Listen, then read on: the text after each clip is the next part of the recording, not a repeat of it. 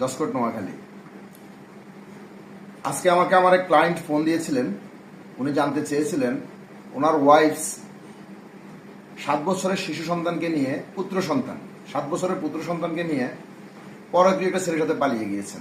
Even কয়েকদিন পরে ওনাকে একটা ডিভোর্স পেপার পাঠিয়েছেন।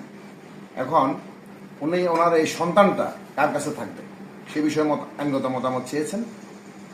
মোরওভার, যেহেতু সন্তানটা ছেলে সন্তান, সেক্ষেত্রে আপনি আপনার ছেলের উনি ওনার ছেলের কাস্টডি চেয়ে প্রতিপাল্য আইন 10,000 বিধান মতে সংশ্লিষ্ট সিনিয়র সহকারী জজ আদালতে আইনি প্রতিকার প্রার্থী হইতে পারবেন।